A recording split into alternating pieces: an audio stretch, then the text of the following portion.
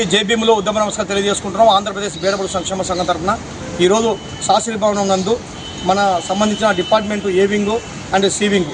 ఏ వింగులో 604, 242 ఆ రూమ్ నందు సంబంధించిన అధికారులను కలవడం జరిగింది.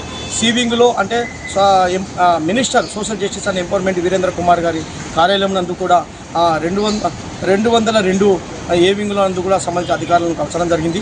వీరందరూ ఏం చెప్తున్నారంటే ఓఆర్జీలో మీ ఫైల్ ఉంది, అక్కడి నుంచి అనుకూలంగా మీకు వస్తే తదుపరి యాక్షన్గా మీ పార్లమెంట్కి పంపడమా నేషనల్ కమిషన్కి పంపించి తగు చర్యలు తొందరగా మీకు న్యాయం జరిగే విధంగా ప్రాసెస్ చేస్తాం.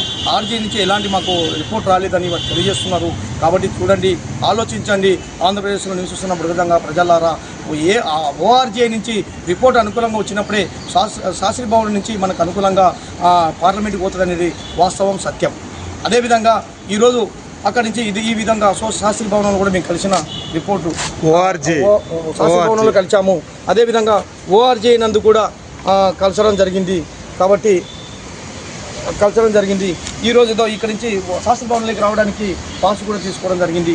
కాబట్టి అన్ని విధాలుగా ఈ విధంగా ఎన్ని కలుస్తున్నాం, ఎన్ని చేస్తున్నాం అనేది కాదు. ఇది దానికల్లా ముఖ్యంగా ఫైల్ మూవ్ కావాలా, పార్లమెంట్లో చట్టం కావాలంటే ఖచ్చితంగా మనకు మెజార్టీ పీపుల్ పార్లమెంట్ ఆమోదించాల్సి ఉంటుంది.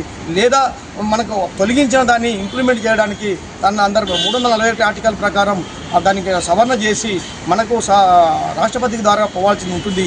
అప్పుడే రాష్ట్రపతి ఉత్తర్వులో సవరణ జరుగుతుంది అనేది వాస్తవం. కాబట్టి దీని ప్రాసెస్లో పరిగణించుకునే విధంగా మనందరం ప్రయత్నం చేద్దామని తెలియజేసుకుంటున్నాం. కానీ పేరు గొప్ప ఊరు దిబ్బ అనేది వాస్తవాల వైపు ఇంకా నేటి వరకు కూడా ఆంధ్రప్రదేశ్లో ఉన్న మృగ సంఘాలు గమనించడం లేదు.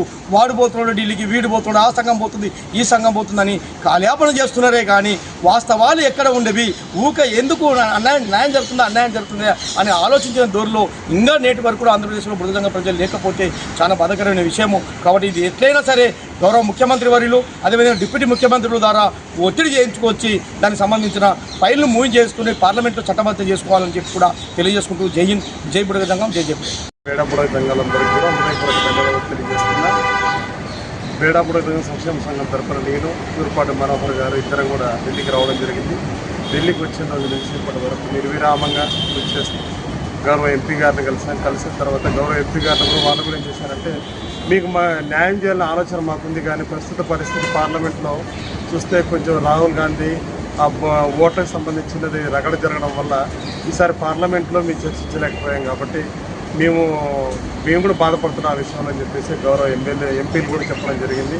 అంతేకాకుండా వాళ్ళ ఎంపీలు కూడా నెక్స్ట్ మనకి ఏదైనా అవకాశం వస్తే దాని ద్వారా చేయాలని చూస్తున్నామని చెప్పి చెప్పారు. అంతేకాకుండా మనం పొద్దున్న లేచిన తర్వాత